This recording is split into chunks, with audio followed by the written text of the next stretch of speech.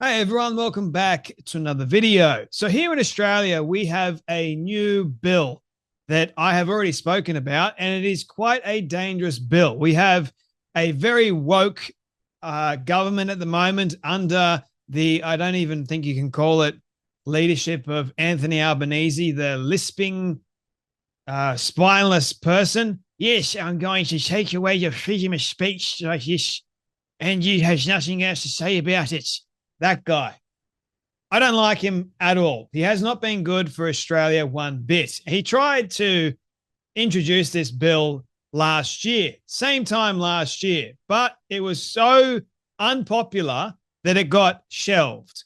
Not destroyed, but it got shelved because Anthony Albanese, like he normally does with everything else, is if he doesn't get what he wants, he complains for a long time and then he tries again.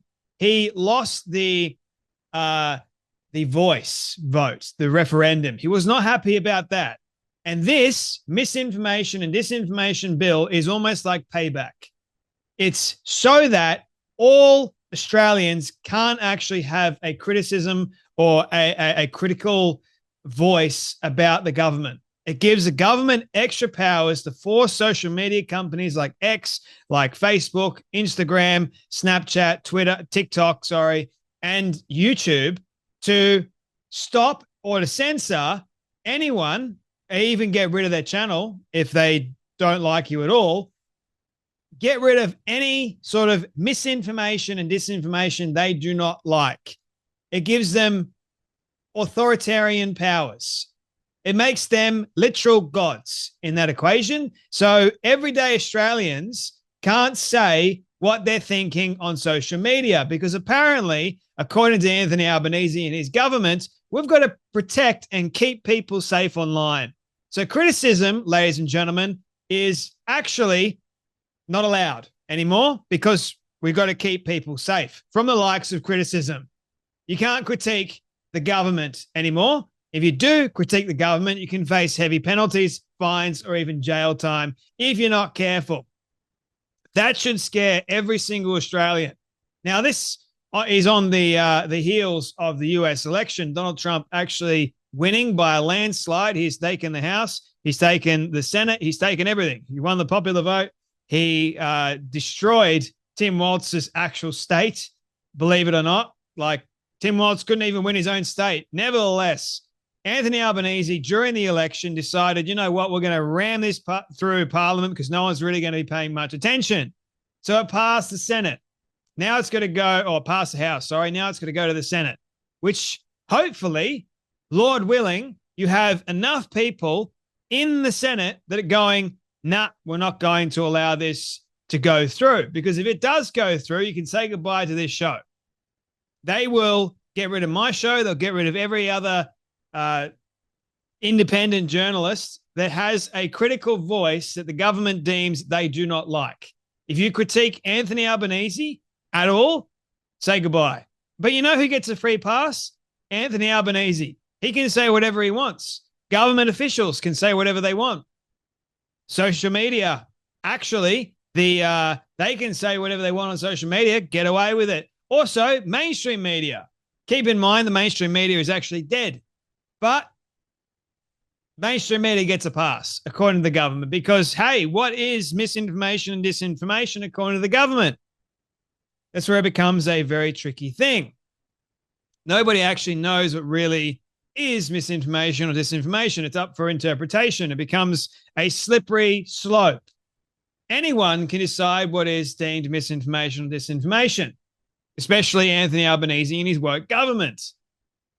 Now, Donald Trump has already put out a message to all Americans that he is going to be preserving freedom of speech. You're allowed to say whatever you want. Obviously, like if you incite violence or if you do certain things online that you're not supposed to do, there's obviously going to be consequences for that. Doesn't mean you can't say it. It just means there's going to be consequences. I think Anthony Albanese and his spineless self and government need a huge reality check.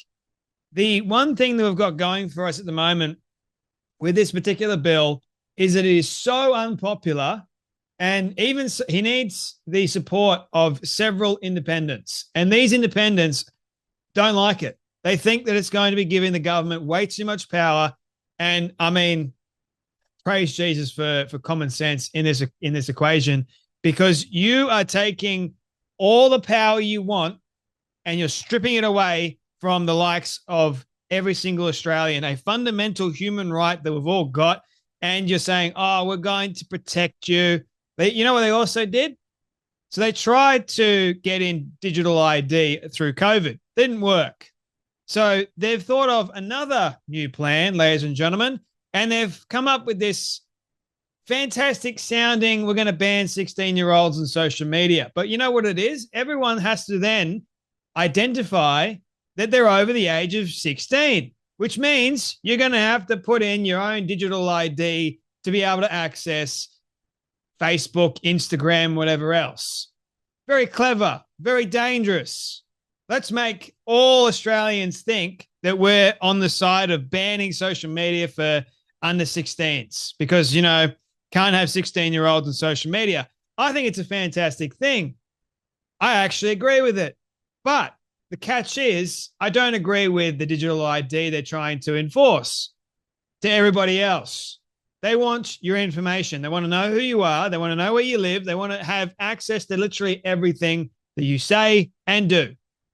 And if you step 1 foot out of place, they're going to know exactly what you did, how you did it, your thoughts, everything that you say online is going to be policed. That is Anthony Albanese's radical government. He is the most radical government we've got. He is the only prime minister to march in the Mardi Gras, by the way, in case you were wondering. No other prime minister has done that except for Anthony Albanese. One with solidarity with the queer people of Australia. Now, you have a lot of media outlets, believe it or not, that are not, and these media outlets happen to be left-leaning, by the way, that are not in favor of this government's misinformation, disinformation bill. Here is something of, here's an article from The Conversation. How the federal government's misinformation bill might impede freedom of speech. What does the bill do? Well, here's what The Conversation says, but it goes a lot deeper than that. The bill is directed at digital platforms such as Google, Facebook, Instagram, X, and TikTok, as well as Google, meaning YouTube. It requires them to be transparent by publishing their policies, risk assessments, and complaints mechanisms for dealing with misinformation, which is false, misleading, or deceptive content, and disinformation, which is misinformation that is intended to deceive or involves inauthentic behavior by bots. Again, it's a slippery slope. And by the way, this bill was also introduced last year, I believe it was, by the communications minister, Michelle Rowland, who happened to be my old suburbs, I think, politician, electoral politician. But no one liked her, believe it or not. I certainly didn't. I didn't vote for her. I don't like her. She is an actual witch. She really is. She's a control freak. She wants control over everyone's speech, unless it's hers, of course. If it's hers, can't touch that. Have a watch of this lady. I actually follow her, Dr. Joanna Howe, and she's a really smart and intelligent woman, right? So she's a professor of law. And no one's listening to her. Have a watch.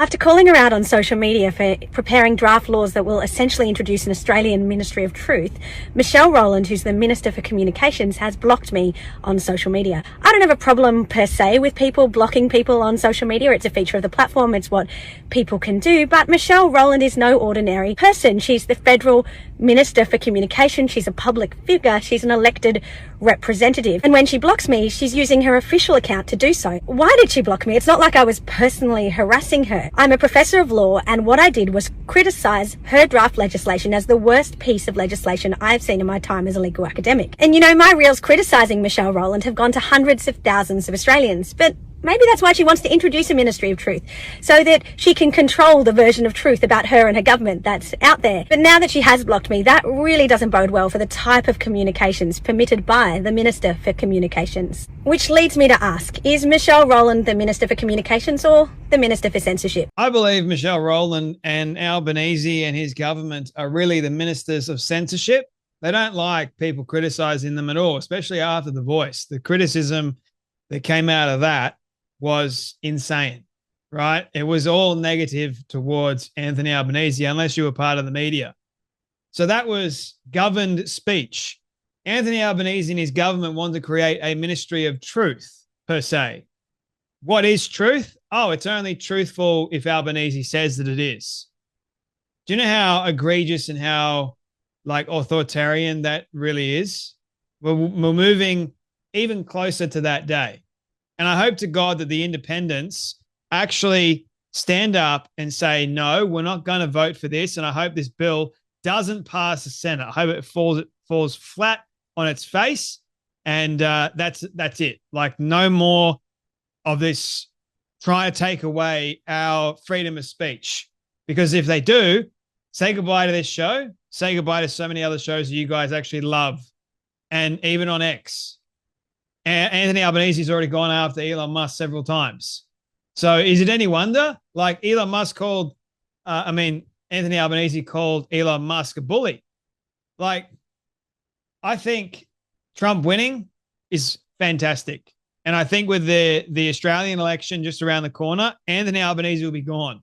I do not believe for 1 second that Australians, knowing how bad of a prime minister everyone knows that he is, I do not think they're going to elect him again.